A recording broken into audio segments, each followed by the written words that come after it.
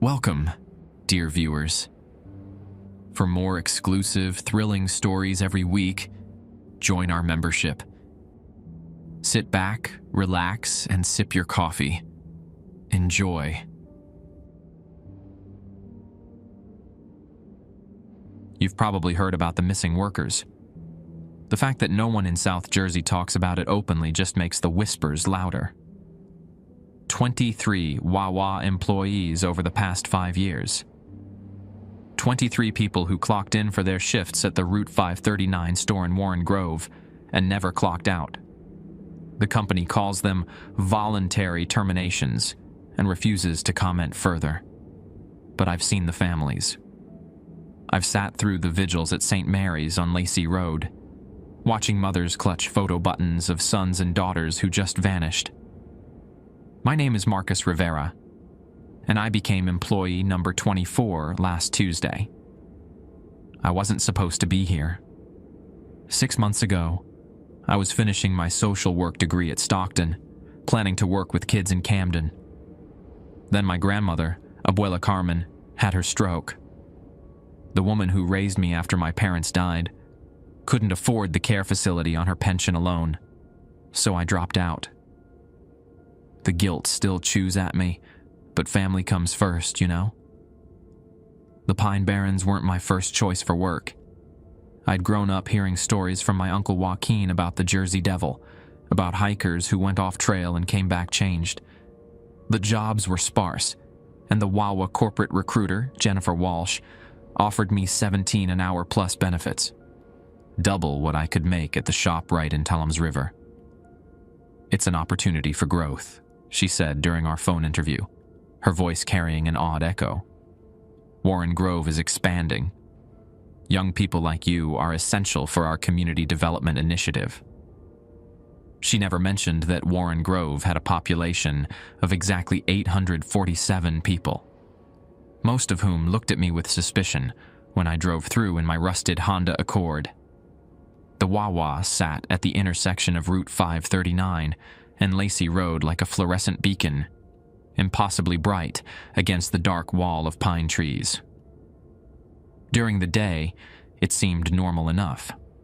Truckers grabbing coffee, local contractors buying sandwiches, teenagers loitering by the Slurpee machine. At night, though, the building felt different. Isolated. Like something pretending to be a convenience store. The training packet arrived 3 days before my start date. Standard stuff mostly. Cash handling, food safety, customer service protocols. But tucked between the uniform sizing chart and the break schedule was a single sheet of white paper, unmarked except for a company logo. 21 lines of text in 12-point Times New Roman. They weren't labeled as rules. No bullet points, no formatting. Just statements. Instructions that made my stomach tighten when I read them, though I couldn't explain why. I should have listened to that feeling. Should have called Jennifer Walsh and said I'd found other employment.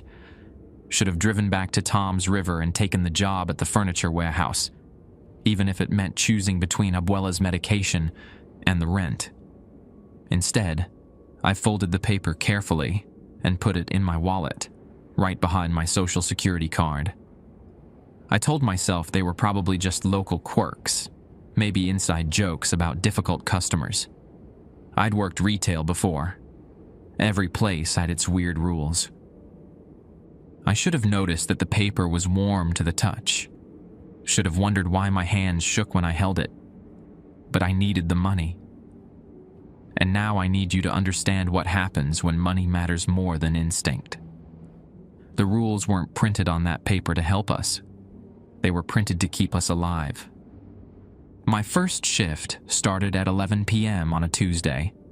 The afternoon sun had been brutal, but now the Pine Barrens breathed cool shadows across Route 539. I parked next to a battered Ford F-150 and a Jeep Cherokee, both covered in pine pollen like yellow snow. The store was smaller than I expected.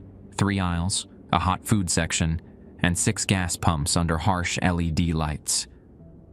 A banner reading "Grand Reopening under new management" hung above the entrance, though the vinyl had faded to an odd green color. Inside, the air conditioning ran too cold. Goosebumps prickled my arms as I approached the register where a woman in a Wawa polo waited. Her name tag read Denise, team leader, and she couldn't have been older than 25, but her eyes held the weight of someone much older.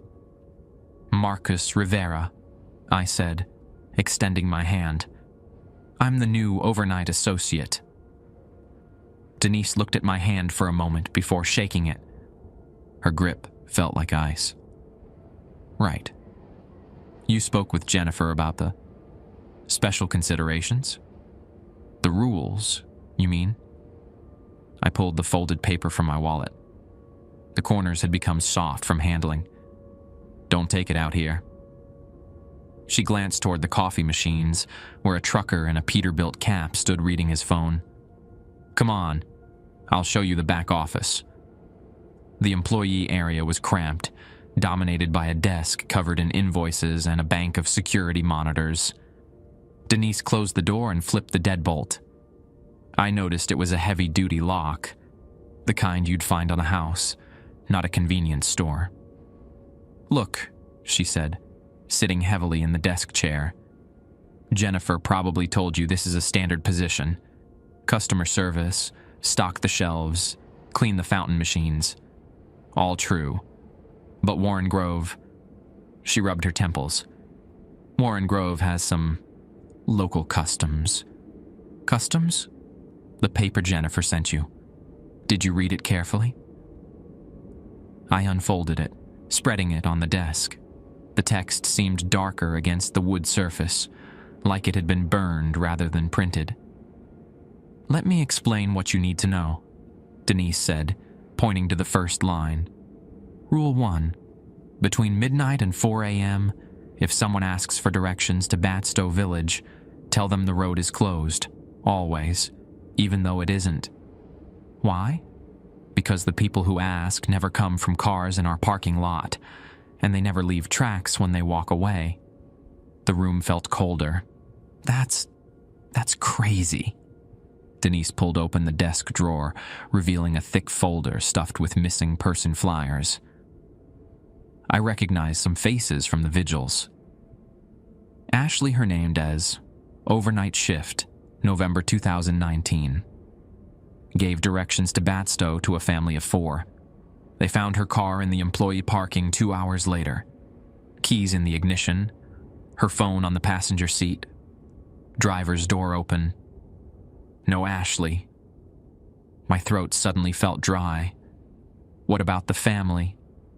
The people asking for directions? Security cameras caught the whole thing.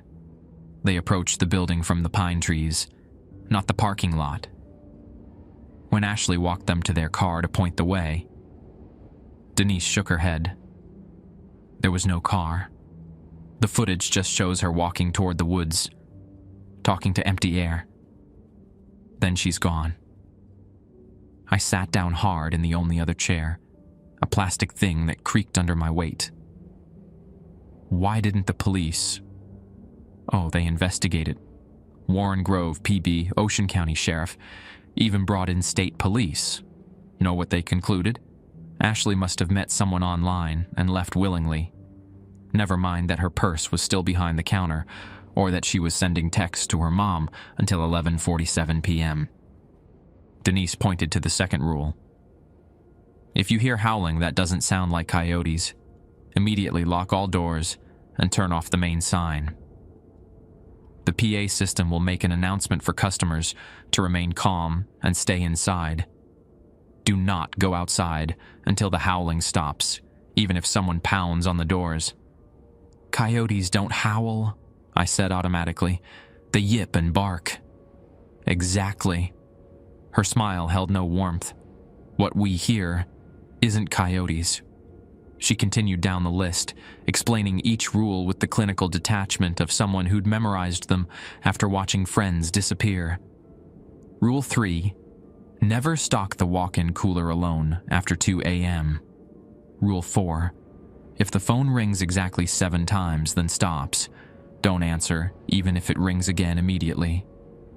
Rule 5. Check the bathroom every 45 minutes, but if you knock and hear someone respond who sounds like you, call the police and evacuate immediately. 21 rules, I said when she finished. Jennifer told me there were employee guidelines. Jennifer tells everyone different things.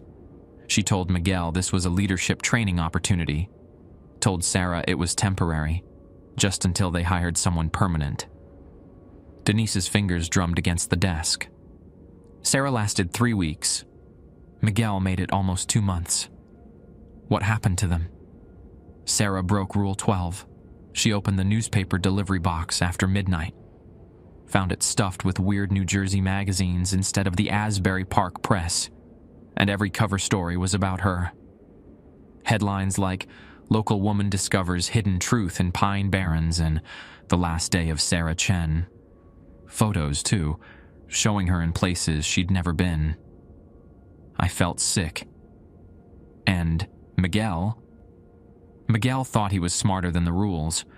Started noting down times, taking photos with his phone. He was building a case, he said. Proof of what was happening here.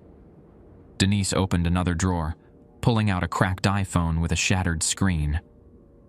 We found this behind a dumpster.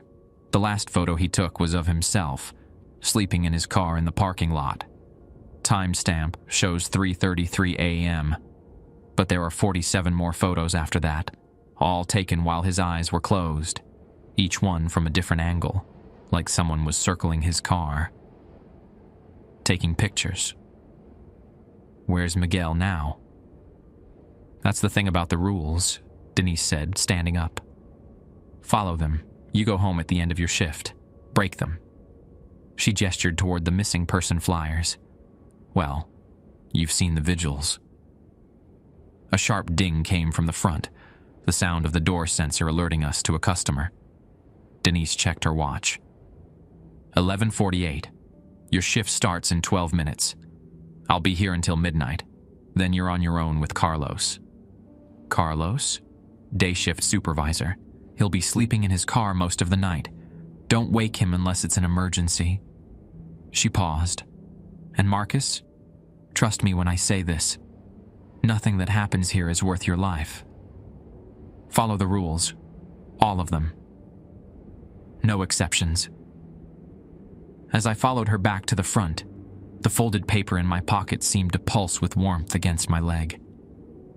The store suddenly felt less like a convenience store and more like a trap. Its bright lights and cheerful colors, a facade hiding something hungry. 23 employees had disappeared. I was about to become the night shift at the most dangerous Wawa in New Jersey. And for $17 an hour, I had to make sure I didn't become number 24. Midnight came faster than I expected. Denise grabbed her purse from behind the register, pausing at the door. Rule 13, she said quietly. If anyone comes in between 3 and 4 a.m., speaking only in questions, answer with questions of your own. Don't make statements. Don't give them what they're looking for. Before I could ask what that meant, she was gone, leaving me alone with the hum of refrigeration units and Carlos's snoring from the parking lot. I checked the rules paper again. 21 items, each more cryptic than the last. Rule 7 caught my eye. During rainstorms, sweep the entire store floor every 30 minutes. The water comes from inside, not outside. It wasn't raining tonight. Jersey in August stayed dry unless storms rolled up from the Delaware Bay. I folded the paper, tucked it into my shirt pocket, and started my first tasks. The store felt different without customers. Sound carried strangely. Footsteps seemed to echo from wrong directions, and the security monitors showed empty aisles where I could swear I'd heard movement. At 12:30, I checked the bathrooms. Empty, though the men's room faucet was running. I turned it off, made a note in the logbook. 12:47 a.m. brought my first customer. A state trooper, tall and broad-shouldered, with the kind of mustache that screamed 20-year veteran. His name tag read Kowalski, and he nodded politely as he grabbed a large coffee. "Quiet night so far?" he asked, placing exact change on the counter. "Just started, officer." "Should I expect it to stay that way?" Kowalski's expression hardened. "Son, you work the overnight at Warren Grove. You don't expect anything. You just follow whatever rules they gave you, and keep your head down." "You know about the rules?" "I know about 19 missing persons reports. I know about families who stopped coming to see me because they think we don't care enough to find their kids." He picked up his coffee, steam rising from the lid, and I know that every missing employee was found to have broken at least one rule. "Found to have broken? How do you know if they're missing?" "Security footage, mostly. Phone records. That boy and the gal, he was posting photos online until the night he vanished. Instagram, Snapchat, TikTok.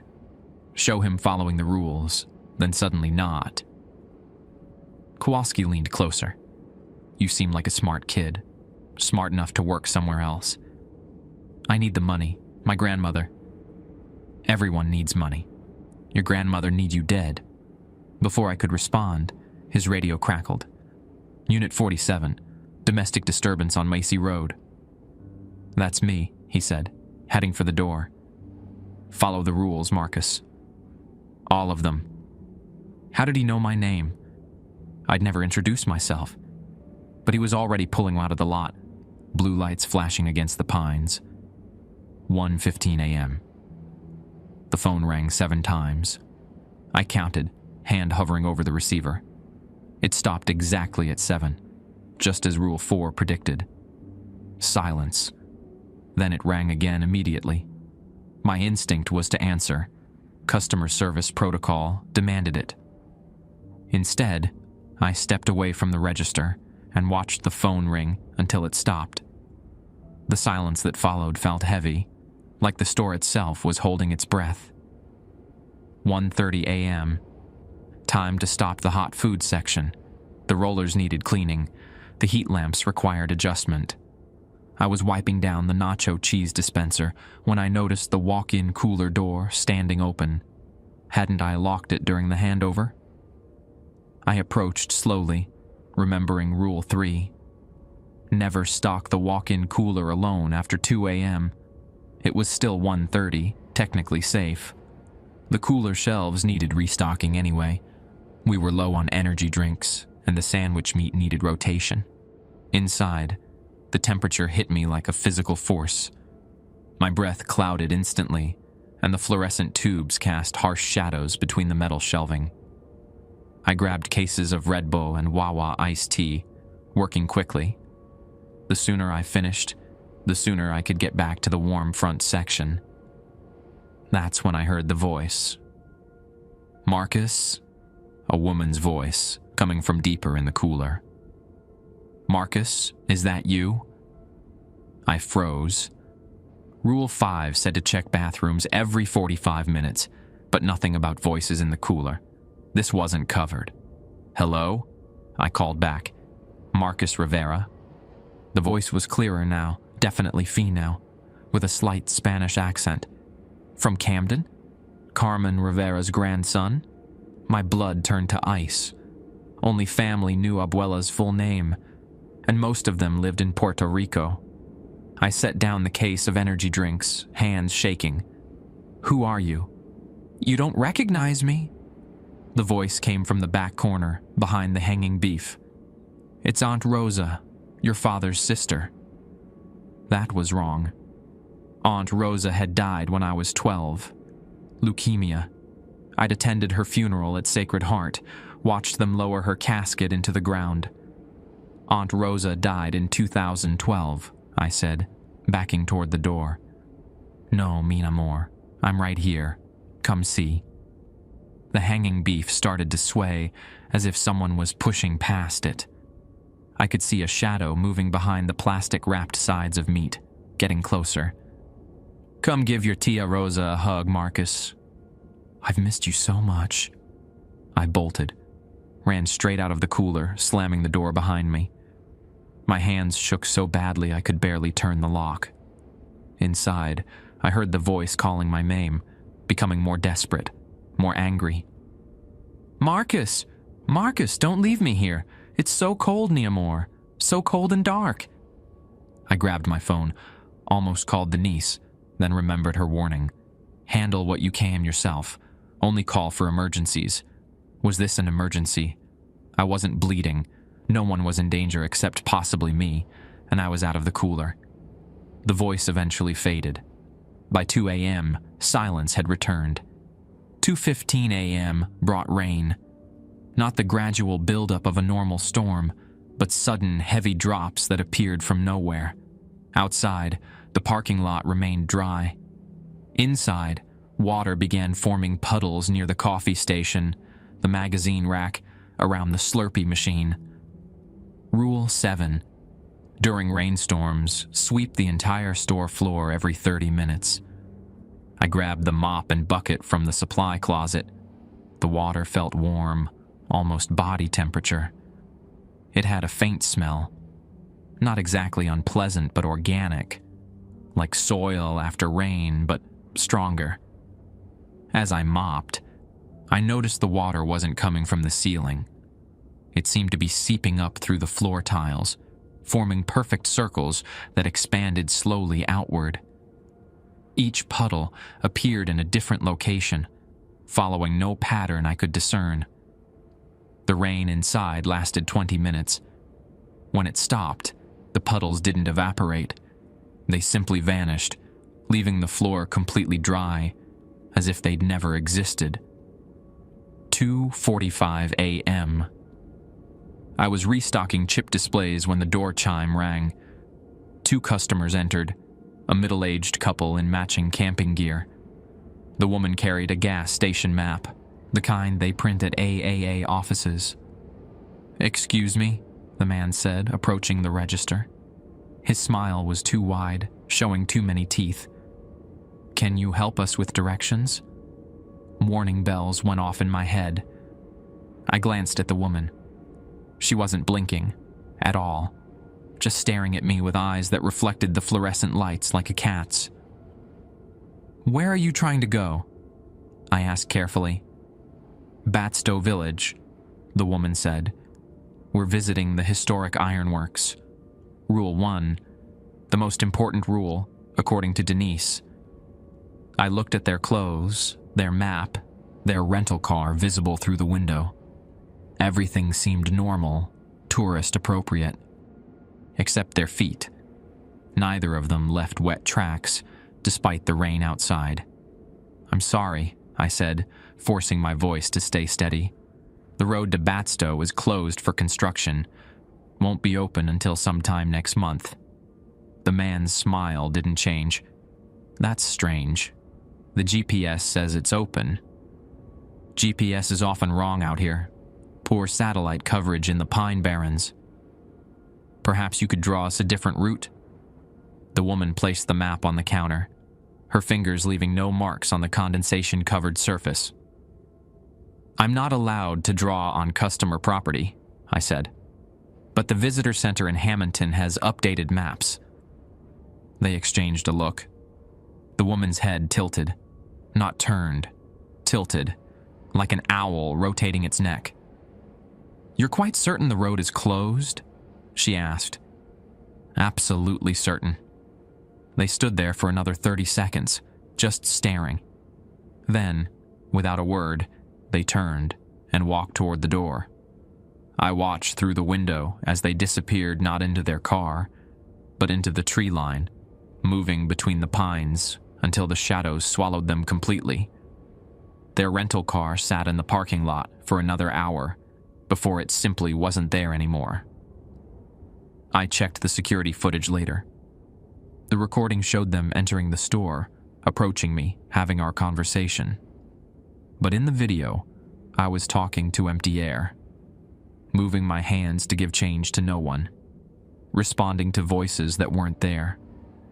3 hours into my first shift, I'd already followed 3 rules correctly, and saved my own life twice. 3 a.m. marked the start of the dead zone. No customers for the next hour, according to Denise. She'd been right so far. The parking lot stood empty except for Carlos's car and mine, both covered in condensation from the temperature drop. I used the quiet time to study the rules more carefully. Some made sense after tonight's events. Others seemed random, disconnected from anything logical. Rule 15. If the register drawer opens by itself, count the money 3 times. Write the total on your palm in blue ink. Show no reaction if the amount is different each time.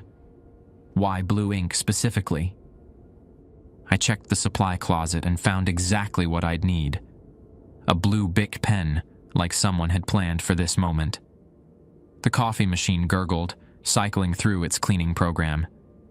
I'd never worked food service before, but Wawa's training videos had been thorough. Maintenance was scheduled, predictable, unlike everything else about this place. 3:17 a.m. The newspaper delivery box outside started rattling. Not wind. The air was still, heavy with humidity. I watched through the window as the box shook violently, like something inside was trying to get out. Rule 12. Never open the newspaper delivery box after midnight. Whatever is inside is not newspapers. I stayed behind the register, logging the incident in the notebook Denise had shown me. Each entry was dated, timed, signed. A record of strangeness that apparently meant nothing to the police or corporate. The rattling stopped after 5 minutes. In the silence that followed, I heard Carlos's radio playing softly. Classic rock. Bon Jovi singing about living on a prayer. The irony wasn't lost on me. 3:33 a.m. brought the first question speaker. The door chime rang, and the kid walked in, maybe 17, wearing a torn Eagles jersey and jeans that had seen better days. His left eye was swollen shut, a bruise spreading purple down his cheek. He approached the counter slowly, favoring his right leg. "Is this where I buy cigarettes?" he asked. Rule 13. Answer questions with questions. I kept my voice calm, neutral. "What kind of cigarettes are you looking for? Are you allowed to sell to minors? Do you have identification showing you're over 18? Will you call the police if I show you what's in my pocket?" The question hung in the air. Something in his tone made my skin crawl. The kid's good eye was strange, the iris too pale, like it had been bleached. "Should I be concerned about what's in your pocket?" I asked. "Would you believe me if I told you it wasn't my pocket anymore? Whose pocket would it be? Can you see the stitches where they attached it?" I looked more carefully. What I'd taken for a worn-out jeans pocket was something else entirely. Skin-colored fabric, crudely sewn to his hip with black thread. The stitches were real, fresh enough that some still wept a clear fluid. "Do you need medical attention?" I asked, grabbing the landline. "Will calling 911 make the others come faster?" "Others? Are you ready to count them all?" That's when I heard the sound outside. Footsteps, multiple sets, moving in rhythm like soldiers marching. But the steps came from all directions. The parking lot, the woods, the roof. The kid smiled with teeth that belonged in a much older mouth. Did you ever wonder how many people fit inside one body? Through the window, I saw them, figures emerging from the pine trees, dozens of them, all wearing the same torn Eagles jersey, the same jeans with the skin pocket. Some walked on ground level. Others moved through the tree canopy, gripping branches that shouldn't have supported human weight. All of them had the same swollen left eye. All bore identical bruises. "Are you beginning to understand?" the first one asked. I kept my eyes on him, remembering Denise's warning about statements versus questions. "What am I supposed to understand?" "Do you think answering questions with questions will protect you forever? Is there something specific you want to buy?" Will you count us if we all come inside? The others had reached the parking lot. They moved in perfect sync, like a single mind controlling multiple bodies. Each step they took left a wet mark on the asphalt, though their feet appeared dry. How many are there? I asked, genuinely curious despite my growing panic. Are you really asking, or just playing the game? The figures stopped at the edge of the light. 23 of them. The same number as the missing employees. Would you prefer the truth or comfort? The kid asked. Is there a difference here? Did the others ask the same questions when their time came? Before I could respond, they began walking backward, not turning around, moving in reverse, their bodies folding into the shadows between the trees. The one inside the store was the last to go, backing toward the door without breaking eye contact. Will you remember this conversation tomorrow? He asked as the door chimed. Should I want to? Do any of us ever want to remember? Then he was gone, leaving only the scent of pine needles and something metallic. I checked the security footage immediately. The cameras showed me having a conversation with empty air for 6 minutes. Gesture at nothing. Answer questions nobody asked. 4 a.m. brought silence again. I was exhausted, but the rules didn't allow for breaks. Rule 9. Never sit down between 4 and 5 a.m. Standing keeps the blood moving. Blood should always be moving. I walked the store perimeter, checking displays, adjusting products that didn't need adjusting. The walk-in cooler remained locked. I'd taped a piece of paper over the handle reading, "Out of order," in black marker. Not technically true, but the lie felt safer than explaining why I wouldn't open it. 4:23 a.m. A woman entered carrying the newborn baby. She was young, maybe early 20s, with the exhausted expression of a new mother. The baby was wrapped in a hospital blanket, still wearing one of those plastic ID bracelets. "Hi," she said, approaching the counter. "Could I get a bottle of water? The baby's formula is too thick, and the nurse said to use bottled water for mixing." I grabbed a Poland Spring from the cooler. Normal customer interaction. Welcome relief after the question speakers. "How old is your baby?" I asked, making small talk as she paid. 3 days, she said proudly. First time out of the hospital. I looked at the baby then, really looked, and felt my stomach drop. The face was wrong. Too small, too angular. The features were there but compressed, like someone had tried to recreate a baby's face from memory. And the eyes. The baby's eyes were open, staring directly at me with the awareness of an adult. That's wonderful," I managed. "Boy or girl?" "We're not sure yet," she said casually. "The transformation isn't complete." The baby's mouth opened. Instead of crying, it spoke in a voice like grinding glass. Employee training manual specifies that customer questions should be answered within 3 to 5 seconds. "Are you running behind schedule?" I stared. The woman acted like nothing had happened. "Is there anything else I can help you with?" I asked automatically. "The baby needs fresh air," she said. "Could you recommend a good path through the Pine Barrens? Somewhere quiet, away from the roads?" Warning bells exploded in my head. "I'm sorry. I'm not familiar with hiking trails. You might try the visitor center in—" "The baby enjoyed your predecessor's recommendation," she interrupted. "Miguel was very helpful, very specific in his directions." The baby giggled, a sound like breaking light bulbs. Miguel knew all the best places to dispose of things. "I think maybe you should go," I said, reaching for the panic button Denise had shown me. "We're customers," the woman said. "You can't refuse service to customers." "I'm not refusing service, The baby wants to play with your hair," she continued, stepping closer. "Like the others." The infant reached out with fingers too long for its hands. Its nails had grown past its fingertips, yellow and curved like claws. "No," I said firmly, stepping back. "You need to leave." "The baby is still hungry," she said. "Breast milk isn't enough anymore. The baby needs something richer, something still moving." I hit the panic button. An alarm sounded, and the lights in the store switched to emergency mode, dimmer, more orange.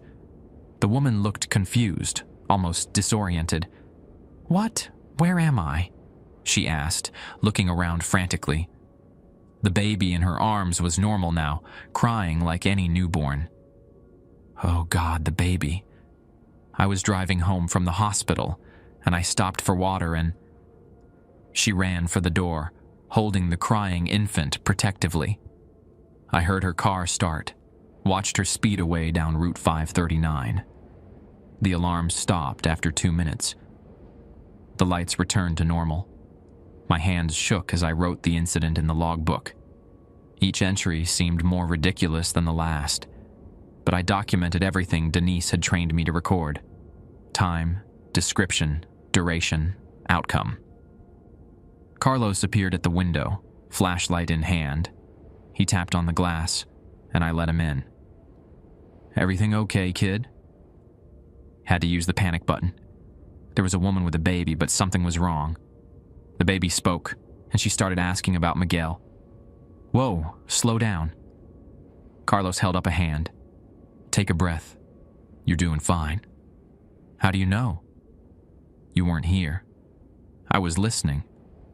He pointed to a radio on his belt. Denise wired the store for sound. We monitor the overnight shift from outside. Learn to stay out of the building between midnight and 6, but we keep watch. "Why don't you help?" "Can't. Part of the deal. Outsiders can't interfere with what happens inside during those hours. But we can watch, listen, document." He patted my shoulder. "You've handled it right. The panic button breaks whatever hold this place has on people. Brings them back to themselves." The woman seemed genuinely confused when she left. They always are. The real people, anyway. The things wearing their faces are different. "How do you tell the difference?" Carlos smiled grimly. "Experience. And lucky for you, Denise picked someone smart enough to follow instructions. Most new employees try to rationalize what they see. Make sense of it. That's when they start breaking rules." He headed for the door, then paused. "2 more hours, kid. Dawn is always the hardest, but you're doing good. Real good." After he left, I stood in the empty store, counting down the minutes until sunrise. The rules had saved me 4 times now. I was beginning to understand that they weren't just suggestions or guidelines. They were armor. The only thing standing between me and whatever lived in the Pine Barrens. Whatever hunted in the darkness beyond the fluorescent lights. Whatever had taken 23 people before me. And I was determined not to become number 24. 4:45 a.m. 15 minutes until dawn. I'd survived most of the night, but Denise had warned me about the final hour. "That's when they get desperate," she'd said, "when they push hardest." The Slurpee machine started cycling on its own. Blue raspberry, cherry, orange, the flavors rotating in sequence without anyone pressing buttons. I watched the colored liquid swirl, trying to find patterns. That was a mistake. Rule 16. Do not watch the Slurpee machine cycle for more than 30 seconds after 4:30 a.m. Patterns that emerge in the liquid show what you don't want to see. Too late. The spirals in the blue raspberry were forming shapes, faces, twisted in soundless screams. I recognized one, the woman with the baby from earlier. Then Ashley Hernandez, her missing person photo exact except for her mouth, which hung open in an eternal scream. I forced myself to look away, counting to 10 before checking again. The normal flavors had returned.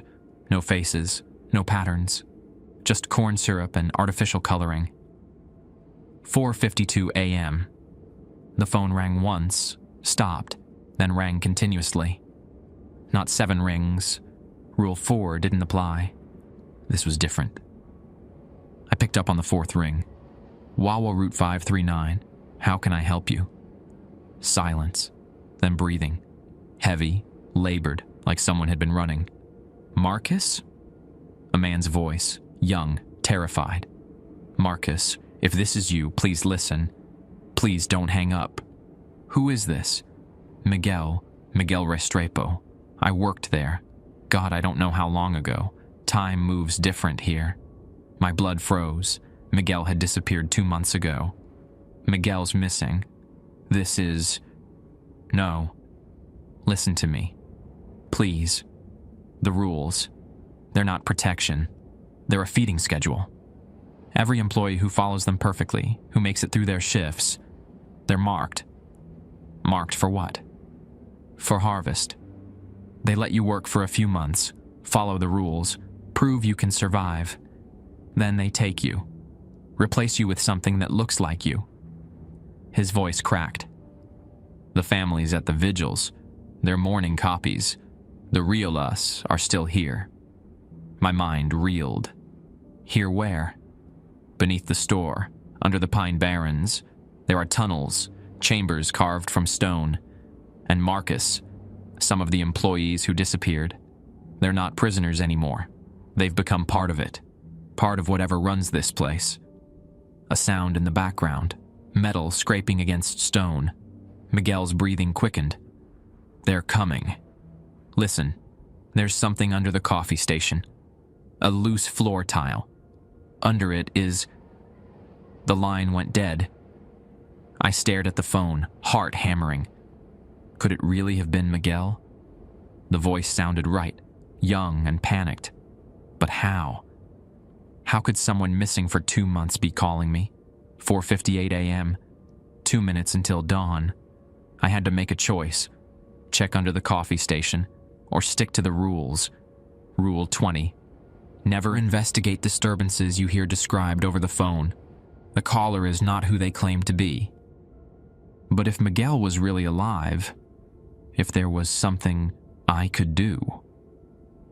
I approached the coffee station, studying the floor tiles. They all looked identical, white linoleum in the checkerboard pattern. I knelt, running my hands along the edges, feeling for anything loose. There. Near the leg of the brewing machine, one tile shifted slightly. I worked my fingernails around the edge, lifting it. Underneath was a small metal cache, like a waterproof container. Inside was a USB drive and a note. The handwriting looked like mine. Same loops, same spacing. But I'd never written these words. The thing wearing your face has been practicing. It watches you every night through the security cameras, learning your mannerisms, your speech patterns. When you've followed enough rules, proving you can survive, it will take your place. Others have tried to warn their replacements. None succeeded. The USB contains video files, evidence, but watching them will break you. Choose carefully who you trust. You, but not you. 5 a.m. The sunrise crept over the pine barrens, painting the sky in soft oranges and pinks. Normal customers would start arriving soon. The night shift was officially over. Carlos knocked on the glass, and I let him in. His expression was different, concerned, almost scared. You okay, kid? You look pale. I palmed the USB drive. Fine, just tired. Denise will be here in 20 minutes for the handover. Day shift starts at 6. He studied my face. Anything happen I should know about? Everything. Miguel's call, the loose tile, the note claiming something was already impersonating me. But how could I explain without sounding crazy? Routine night, I lied. Few weird customers, but nothing I couldn't handle. Carlos nodded, but his eyes remained suspicious. You sure? Last night, the camera feeds showed some anomalies. Conversations that didn't match the audio. Movements that didn't sync up. Camera problems. Maybe. Or maybe something's learned to hide better. Denise arrived at 5:23, looking refreshed despite the early hour. She brought coffee from a different Wawa, which struck me as odd until I remembered we weren't supposed to buy anything from our own store during overnight hours. Rule 19. "How was your first night?" she asked, settling behind the register. "Survived," I said. "Followed the rules." "All of them?" I hesitated. Did checking under the coffee station count as breaking a rule? Was trusting Miguel's call a violation? "I think so." Denise nodded approvingly. "Good. Most people struggle the first week. Start seeing patterns that aren't there, trying to rationalize things." She pulled out a folder. "Here's your schedule. Same shift, 3 days a week. Monday, Tuesday, Thursday. What about the other nights?" "We rotate employees. 3 people work overnight. You, Janet, and Chris. None of you work more than 3 consecutive nights. Helps maintain perspective." I thought about asking about Janet and Chris, whether they'd noticed anything strange, but something in Denise's tone discouraged questions. "Go home," she said. "Get some sleep. You'll need it for next week." The drive back to Tom's River took 40 minutes, but I didn't remember most of it. My mind kept replaying the night. The voice in the cooler, the question speakers, the baby with adult eyes, Miguel's phone call. At home, Abuela was still sleeping. I checked on her, adjusted her pillows, and left a note saying I was home safe. The care facility had called twice yesterday, reminding us about the next payment. $17 an hour for weird overnight shifts suddenly seemed like a bargain, no matter what came with it. I fell asleep holding the USB drive, too exhausted to look at whatever evidence it contained. My dreams were full of fluorescent lights and automatic doors that opened onto empty parking lots. When I woke at 2 p.m., I had 15 missed calls from an unknown number. I called back. The phone rang once before a familiar voice answered. "Marcus?" "Thank God. It's Miguel. We don't have much time. The tunnels connect to other stores, not just this one. You have to get the USB to someone outside the company, someone who can..." The call cut off. I stared at the phone. Miguel had been missing for 2 months. I'd watched his family at the vigils, seen his mother cry at the podium during Thursday night services at Sacred Heart. Either Miguel was alive, trapped somewhere beneath the Pine Barrens, or something wanted me to believe he was. Either way, I had 3 days until my next shift. 3 days to decide whether to investigate the USB drive or throw it in the Tom's River and pretend none of this had happened. 3 days to figure out how a missing person could call me from the same area code as the store. 3 days to learn whether the faces at the vigils were mourning real people or carefully crafted copies. I thought about my $17 an hour job and Abuela's medical bills.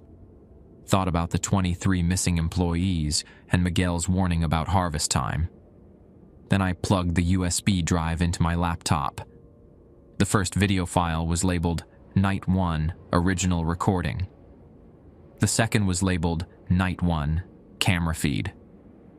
The timestamps were identical, but the events shown were completely different.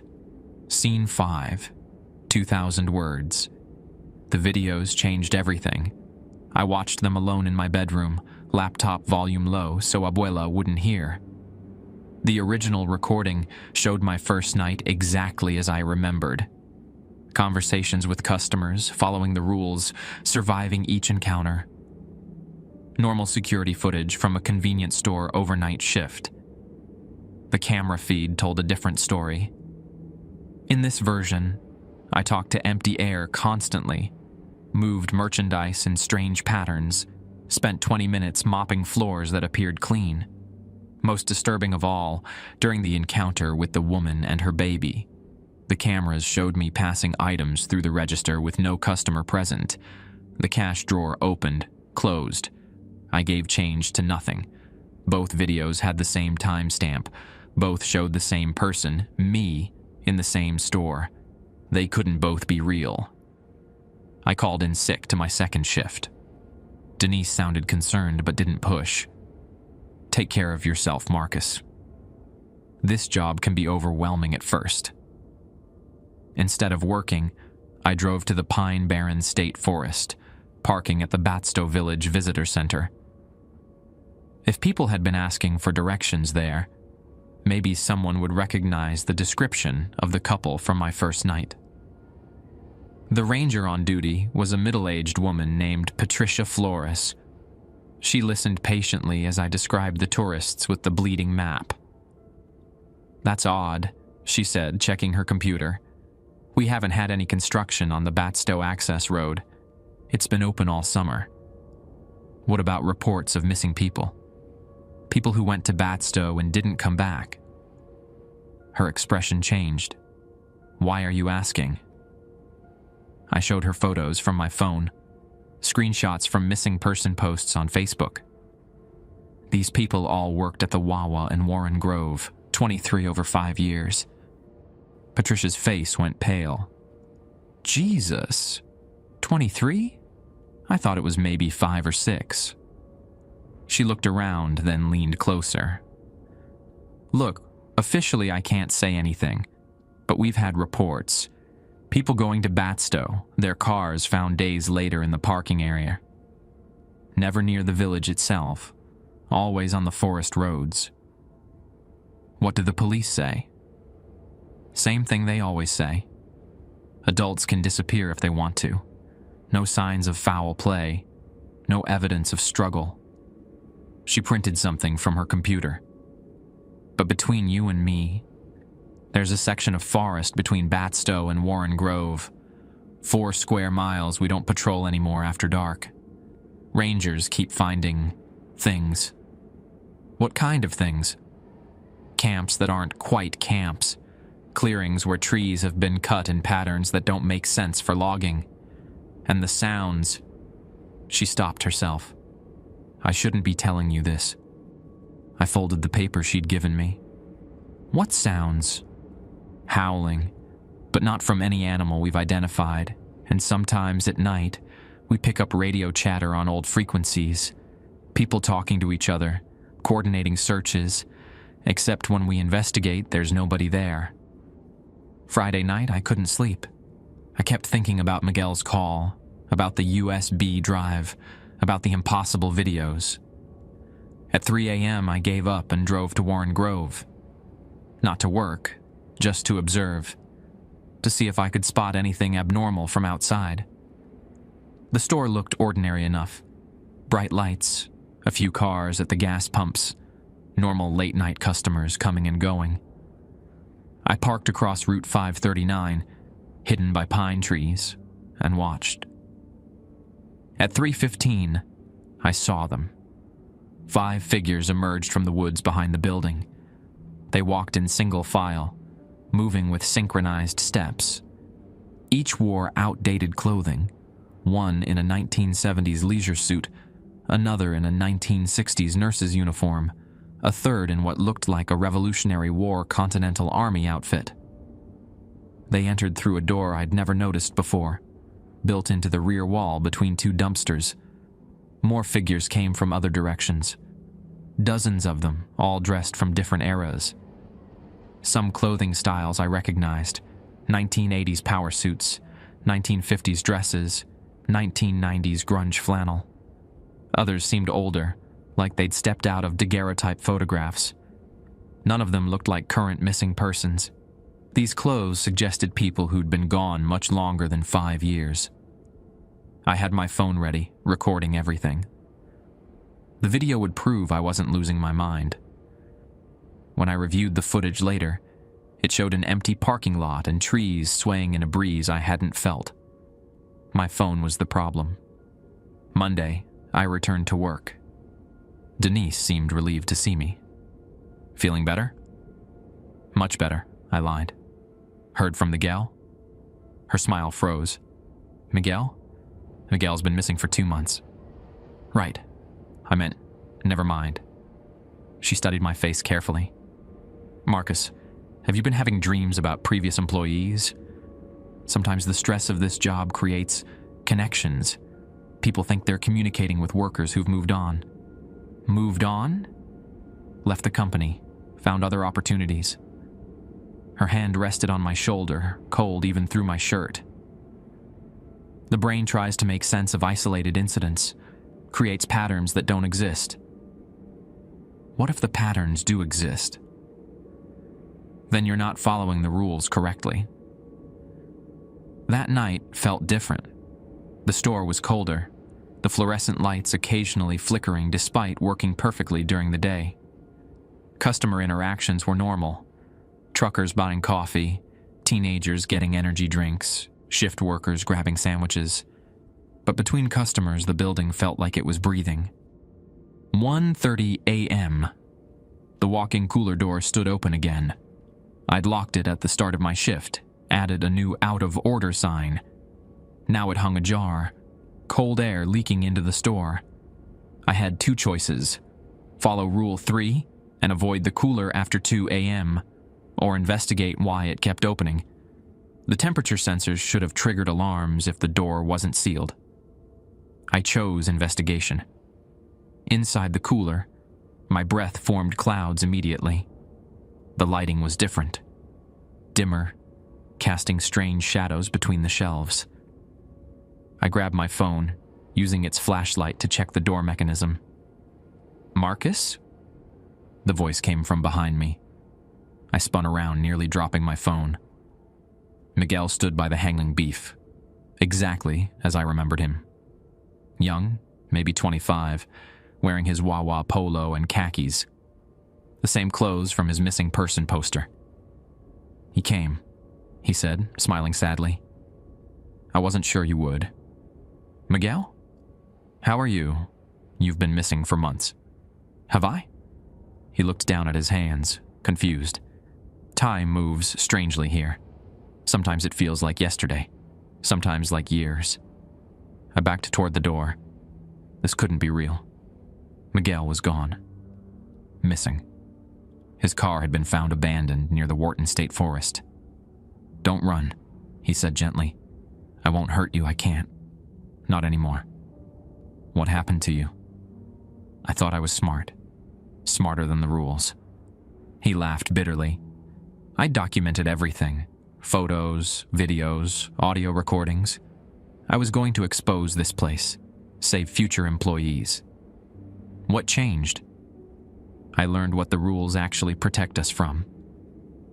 Miguel stepped closer, and I saw that his feet didn't touch the ground. He hovered inches above the cooler floor, arms hanging at his sides. The entities here aren't random. They're not just hungry, supernatural creatures. My back hit the cooler door. What are they? Us. Every missing employee is still here, Marcus. Transformed, changed into something that feeds on new workers. His face contorted, bones shifting beneath the skin. I fought it for weeks. The hunger grows stronger each day. The rules. Our feeding instructions. Guidelines to keep employees alive long enough to properly season, like marinating meat. His eyes went completely black. I've been fighting it since you started working here. Warning you was the last human thing I could do. I fumbled for the door handle. Let me help you. You can't save me, but you can save yourself. Miguel's form was changing, stretching. His Wawa polo split as his torso elongated. The USB drive. Did you watch the videos? Yes. What did they show? 2 different versions of the same night. Which one was real? I didn't answer. I couldn't answer. Because I suspected they both were real, somehow. Different perspectives on the same impossible truth.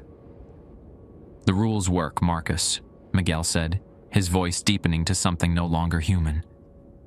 Follow them perfectly, and you'll survive your shifts. For a while. How long did you follow them? 68 days. 68 nights of perfect compliance before they decided I was ready. I'd worked 3 nights. If Miguel was telling the truth, I had approximately 65 nights before something would come for me. What happens after day 68? You join us, become a hunter, feed on the next employee.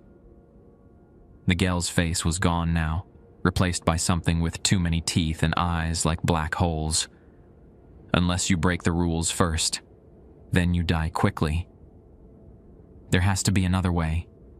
Maybe. Others have tried. None succeeded. The thing that had been Miguel twisted in the air, growing larger. Run, Marcus. Clock out and drive away, right now. Don't come back. I hit the panic button on my phone, the store's emergency system I'd programmed before my shift. Alarms shrieked, lights flashed red. The creature writhed, backing deeper into the cooler. The alarms hurt us. Give you time to escape. Its voice was barely recognizable. Go now, before it's too late. I ran, burst through the store, past Carlos who was rushing in from the parking lot, past the confused customers, into the night air. My car started on the second try, and I drove fast down Route 539, not caring about speed limits. In my rearview mirror, I watched the Wawa shrink into the distance. The lights went out as I rounded a curve. When I was 5 miles away, my phone rang. Marcus? It's Denise. Everything okay? We got an alarm signal. I'm fine. False alarm. Electrical problem, maybe. That's odd. The system shows normal status now. A pause. You're still on shift. Where are you? Taking a short break. Personal emergency. Marcus, you can't leave during overnight hours. It's policy.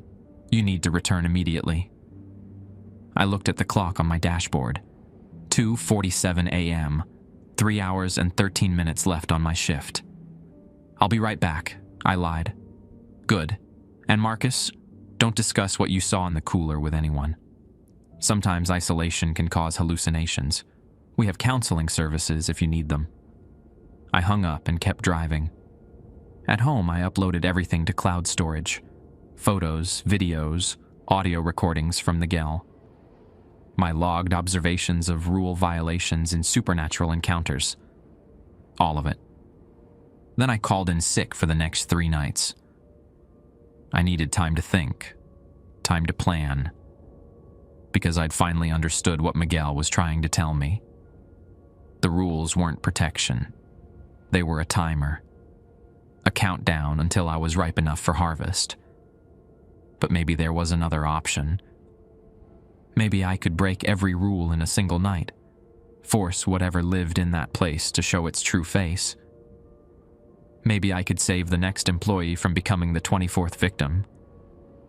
Or maybe I was just another soon-to-be missing person, telling myself comfortable lies before the inevitable happened. Either way, I wasn't going back to that store. Not until I had a plan. I spent 3 days researching everything I could find about Warren Grove, the Pine Barrens, and the Wawa Company's expansion into rural New Jersey. The patterns were there if you knew where to look. The Warren Grove store had opened in 2019, built on land that had been empty forest since the 1950s. Before that, according to county records, it had housed a settlement called Pine Haven. Established in 1778, abandoned mysteriously in 1781. Colonial accounts mentioned a sickness of the soul that afflicted residents and strange lights in the forest at night. Every Wawa in South Jersey kept normal missing person statistics, 1 or 2 employees per year who quit without notice. But Warren Grove was an outlier.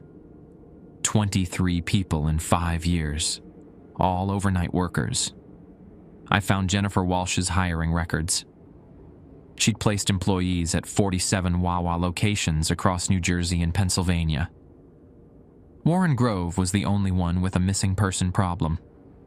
More interesting, Walsh had started working for Wawa in 2018, 1 year before the Warren Grove store opened.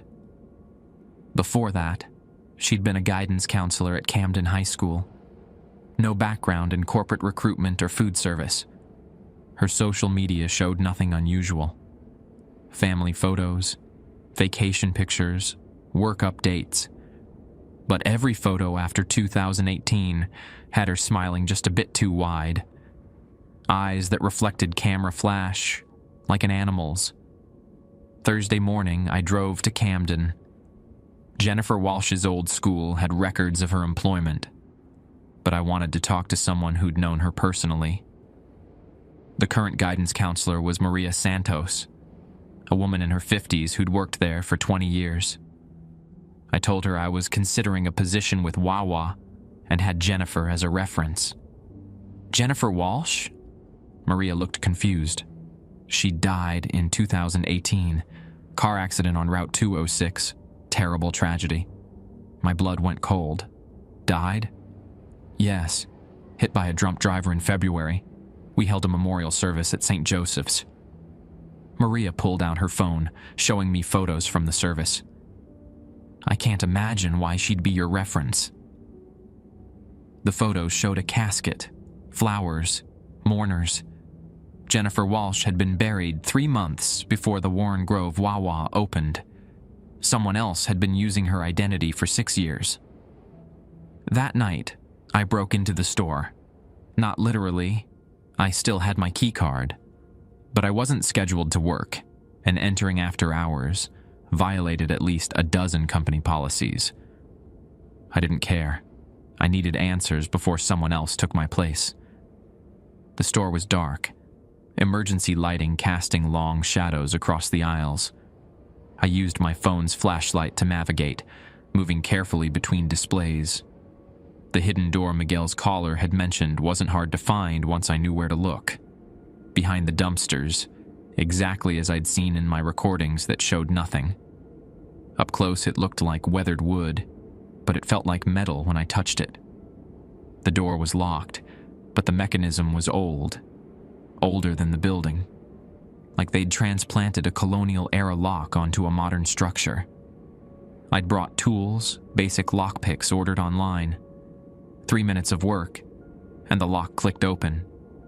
The stairs beyond descended into darkness. Stone steps, worn smooth by age. The walls were carved from bedrock, older than anything in the Pine Barrens. Definitely older than 1778. My flashlight being revealed symbols cut into the stone. Not English, not any European language I recognized. The deeper I went, the warmer the air became. At the bottom, a corridor stretched in both directions. Left led toward Route 539, toward civilization. Right led deeper, under the forest. I chose right. The first chamber opened 50 yards down the corridor. My light revealed tables covered in documents. Employee files dating back to 2019, but also older records. Names from the 1960s, 1940s, 1920s. Different businesses at this location over the decades. A roadhouse, a trading post, a way station for travelers. All with missing employee lists. I photographed everything, storing images on multiple cloud accounts. Evidence that whatever was happening here predated Wawa by centuries. Fascinating, isn't it? I spun around. Jennifer Walsh stood at the chamber entrance, blocking my escape route. She looked exactly as she had during our phone interview. Professional blazer, neat hair, friendly smile. Except her eyes held no reflection at all. "How long have you been watching me?" I asked, trying to keep my voice steady. "Since you started poking around in records you shouldn't have accessed." She stepped closer, her movements too fluid. "I had hoped you'd follow the rules like a good employee. 65 more days, and you'd have settled in nicely." "Into what? Becoming another missing person?" "Missing implies loss. You're not lost, Marcus. You're exactly where you need to be." I backed deeper into the chamber, scanning for another exit. The real Jennifer Walsh died in 2018. True, but her identity was convenient. People trust guidance counselors. Her smile widened, showing too many teeth. I've worn many faces over the centuries. I find the helpful ones work best. What are you? A curator, a keeper of traditions. She gestured to the files surrounding us. This place has fed on travelers for 300 years. First Native Americans, then colonists, now modern workers. The forms change, but the hunger remains constant. Fed on them? Not their flesh, their essence, their ability to exist in the waking world. Jennifer's form started to shift, bones lengthening, skin stretching. You've seen my children, the things that were once employees. Each feeding makes them stronger. I grabbed a handful of files, spreading them across the table between us. These dates. Some people went missing in winter, summer, different seasons, but they all worked 68 days first. 68 is optimal, long enough to develop routines, short enough to prevent attachment to other locations. Her face was no longer human, features flowing like clay. The rules keep them compliant during the ripening period. You created the rules. I refined them. The original traditions were cruder. Blood sacrifice, ritual consumption, much messier. The thing that had been Jennifer laughed, a sound like breaking glass. Modern methods are more efficient. I pocketed as many files as I could carry. What happens if I break every rule in one night? You die quickly instead of slowly, but others will come. They always do. Her transformation was accelerating, arms extending toward me like reaching vines. You've seen too much, Marcus. The 68-day period is forfeit. I ran, down the corridor, taking the left branch toward Route 539. Behind me, something that had never been human, howled. The sound echoed off stone walls, growing louder, multiplying as if more voices had joined in. The corridor branched, then branched again. I was in a maze, tunnels spreading beneath the forest like a root system. My phone showed no signal this deep underground.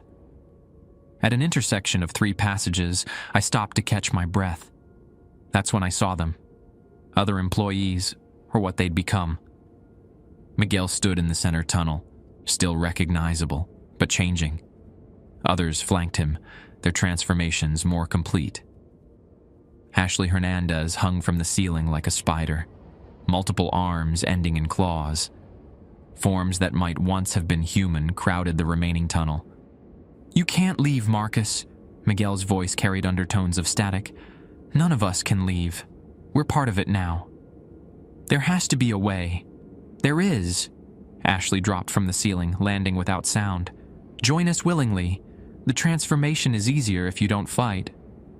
"Or," added a voice from deeper in the tunnel, "break the connection."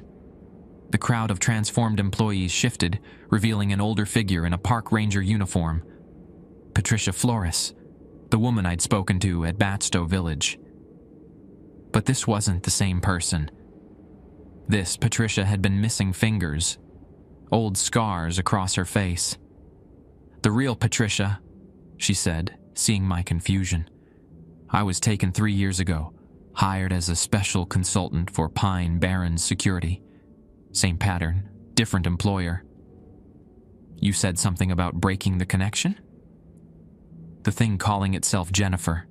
It's not the source. It's a translator. The real entity lives deeper, in chambers that predate human civilization. Cut the connection between them, and it starves." Miguel shook his head. "We tried. Others have tried. The tunnels are designed to prevent escape."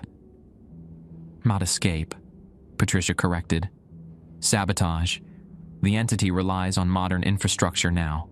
Power lines, fiber optic cables. It's adapted to feed through corporate structures instead of crude rituals." She handed me something. a bundle of dynamite, old enough to be from the original construction. The main data center is 3 levels down. Destroy that, and you sever its connection to the modern world. What happens to you? We don't know. Maybe we fade. Maybe we become free. Maybe we die properly. She smiled sadly. Better than this existence. The data center is guarded, Ashley warned. Jennifer will try to stop you. Then I'll have to be fast. Miguel pointed to a narrow passage I hadn't noticed. Service tunnel. Leads directly down. It's unmarked because employees weren't supposed to use it. Why are you helping me? Because, Miguel said, his form already starting to unravel like a badly tuned radio signal. Some part of us is still human enough to hope. I took the explosives, hugged my co-workers turned monsters, and entered the service tunnel. The descent was steep, almost a climbing wall carved from stone. My hands found grooves worn smooth by generations of passage. At the bottom, a maintenance door marked with warnings in multiple languages. Beyond it, the humming of servers filled the air. The data center was massive, row upon row of equipment that shouldn't have existed this deep underground. Fiber optic cables snaked across the ceiling, carrying signals between the digital world and something far more ancient. At the center stood a pillar of organic material that pulsed with bioluminescent patterns. Tentacles emerged from it, connecting to terminals and network switches. This was how the entity interfaced with the modern world. I planted the charges at key structural points, following Patricia's instructions. The timer was mechanical, requiring a 10-minute fuse. As I lit the fuse, the entire chamber began to vibrate. Something was coming. Clever boy. Jennifer's voice came from everywhere and nowhere. The organic pillar contracted, and she emerged from it like a moth from a chrysalis. But this wasn't human-shaped anymore. This was primal, tentacular, beautiful in the way that deep-sea creatures are beautiful before they kill you. You think destroying this will stop anything? I think you're afraid it will, I said, backing toward my exit. This is just one node. We have others. Wawas in Pennsylvania, Delaware, Southern Jersey. Her true form filled the chamber, pressing against the ceiling. Kill this body, shut down this location, and we'll simply start again. But you'll be weakened. Perhaps. But you'll be dead. The timer showed 8 minutes remaining. I climbed. Behind me, the entity tore through equipment in its haste to reach the exit first. Metal screeched, cables sparked. The regular humming of servers was replaced by a cacophony of destruction. I reached the maintenance door with 3 minutes to spare, Jennifer's claws scraping against stone inches behind me. In the service tunnel, I could see light above. The store levels, civilization, escape. 2 minutes. I climbed faster than I thought possible, adrenaline turning panic into rocket fuel. At the top, I burst through the floor hatch into the stockroom. 1 minute. I ran through the store, diving through the front entrance just as the explosion hit. The ground heaved, windows shattered. The building folded inward like a house of cards, collapsing into the tunnels below. I was thrown 20 feet, landing hard in the parking lot. Ears ringing, vision doubled, I watched the Wawa disappear into a sinkhole that opened beneath it. 20 minutes later, emergency vehicles arrived. Fire trucks, ambulances, state police. The official explanation was a gas leak explosion, a tragic accident. They never found any bodies in the wreckage. 3 months later, I received a letter from Wawa Corporate. They were sorry to inform me that due to the destruction of the Warren Grove location, my employment had been terminated. They hoped I understood. The check enclosed was for exactly 17 hours of work. I was alive. That had to count for something. 3 weeks after the explosion, I thought it was over. The Warren Grove site remained a construction zone surrounded by orange barriers. Official reports blamed faulty gas lines and unstable soil. Wawa corporate had no plans to rebuild. Too much liability, they claimed. Local news covered it for a week before moving on to more pressing stories. I returned to my old life. Picked up shifts at the Tom's River ShopRite. Started the process of reapplying to Stockton for the spring semester. Spent more time with Abuela, who seemed to be improving without the stress of my strange work schedule. Everything felt normal. Too normal. The first sign came during the family dinner at my cousin Eduardo's house in Brick. Eduardo worked for Ocean County, maintenance on public buildings. Over arroz con pollo, he mentioned something strange. "You know that gas station that blew up? Warren Grove Wawa?" I focused on my rice. "What about it?" "County sent me to check on some equipment nearby, traffic cameras, emergency call boxes. But get this, all the electronics within a quarter mile are fried. Not damaged, fried. Like someone hit them with an EMP. My Aunt Luz looked concerned. "Could that cause another explosion?" "That's just it," Eduardo continued. "The damage happened after the blast. Week by week, more electronics go dark. Phones, car stereos, anything with circuits. It's like a dead zone expanding outward."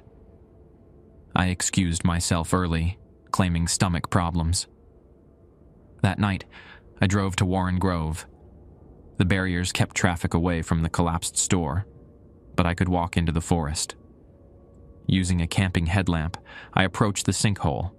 The crater was larger than before. What had been a 30-foot opening was now 60 feet across. Steam rose from the depths, carrying a smell like sulfur and burnt copper. More disturbing were the trees. Within the expanded dead zone Eduardo had mentioned, every pine was showing premature brown needle clusters. Not diseased, drained, as if something was pulling life force from the forest itself. I heard footsteps behind me. "Thought you might show up here."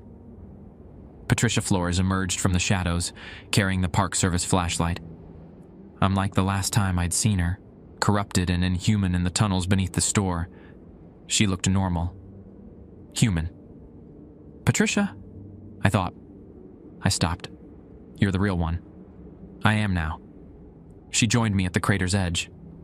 "When you severed the connection, something changed. The missing employees, we came back." "Came back how?" "Not alive, exactly. More like echoes, shadows of who we were." She pointed into the darkness beyond the trees. "We're not the only ones who've noticed the changes, Marcus." Over the next hour, she explained what I'd missed. The explosion had damaged more than just the building. The entity Jennifer hosted, what Patricia called the collector, hadn't been destroyed. It had been injured, forced to adapt.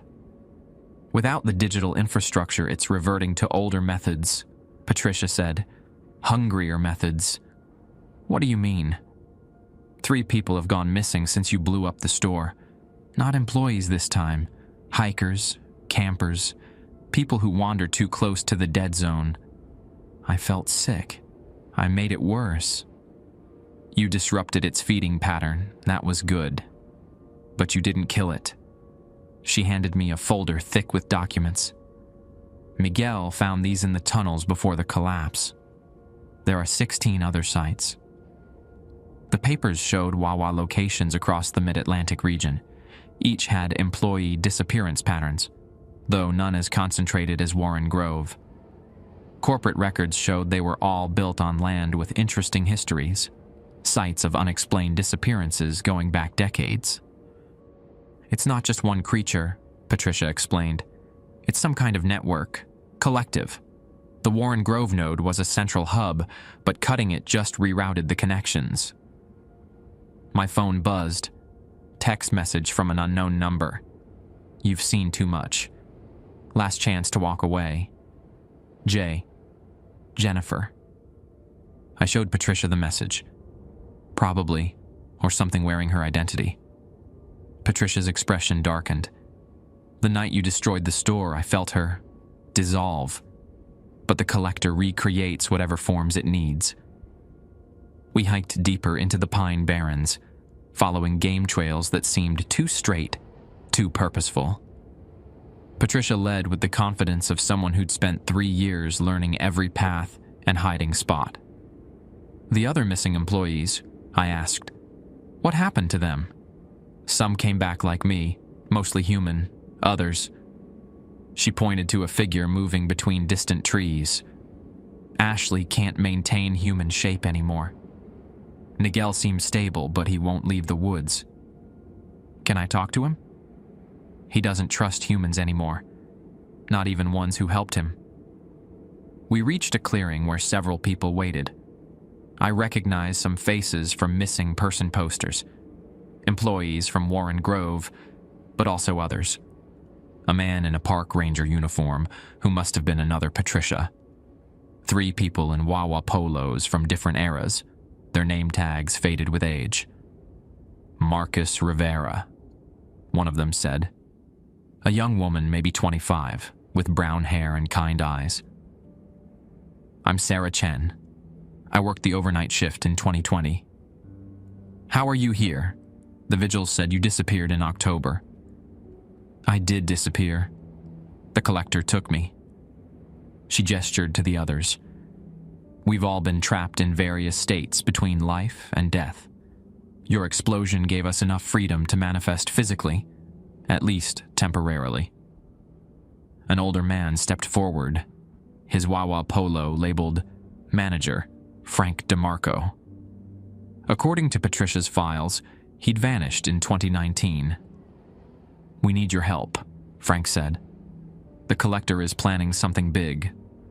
The destruction of Warren Grove was a setback, but it's accelerating its schedule for the other sites. What kind of schedule? Sarah pulled out printed emails, obviously hacked from corporate servers. Mass hiring events. Wawa is recruiting 3 times the normal number of overnight staff at specific locations, all on the same weekend in December. I scanned the list. 15 stores across New Jersey, Pennsylvania, and Delaware, all showing the same pattern of unexplained employee disappearances. It's going to harvest them all at once, I realized, compensate for losing Warren Grove by taking more people faster.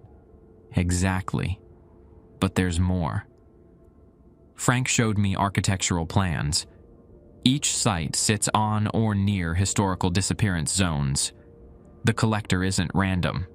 It feeds on places where the boundary between worlds is already thin. Patricia pointed to markings on the plans. These underground connections predate any of the buildings. We think the collector has been here since before European settlement, maybe longer. An idea started forming. Dangerous, probably stupid, but maybe workable. What if we warn everyone? Post everything online, send it to news outlets. We tried, Sarah said sadly. The collector's influence extends beyond physical presence. Information about it gets lost, corrupted, dismissed. You experienced that yourself.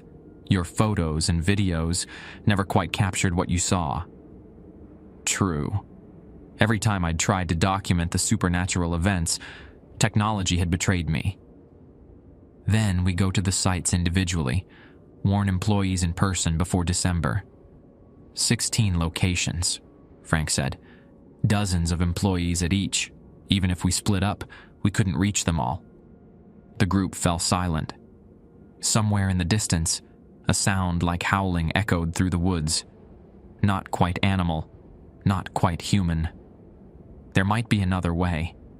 Miguel's voice came from the tree line. He emerged slowly, his form flickering between human and something more fluid. The central node you destroyed wasn't just a data center. It was an anchor point. Anchor for what?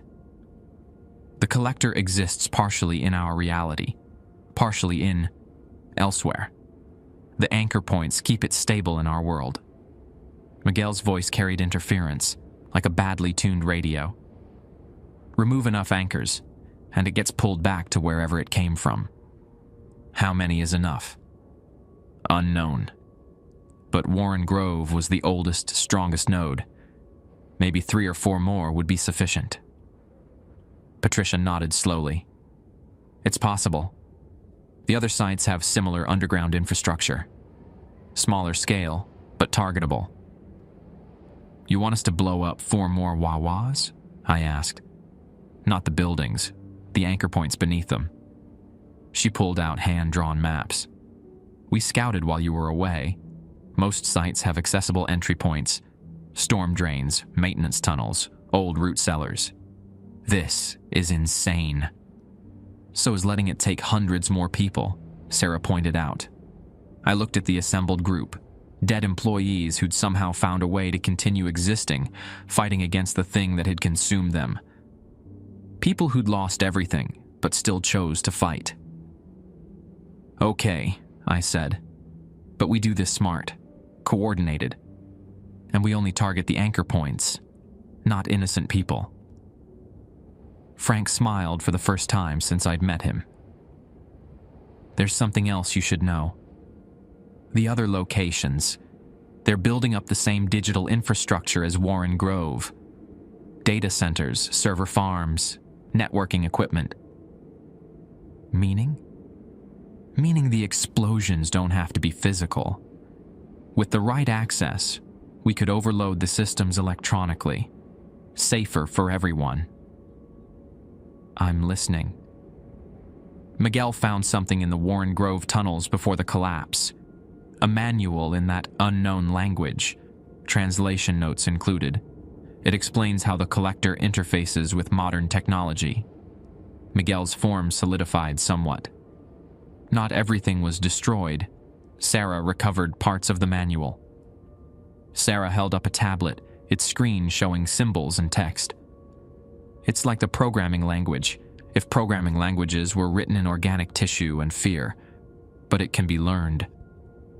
You want me to hack an interdimensional monster's server farms. We want you to help us save lives, Patricia corrected, whatever the method.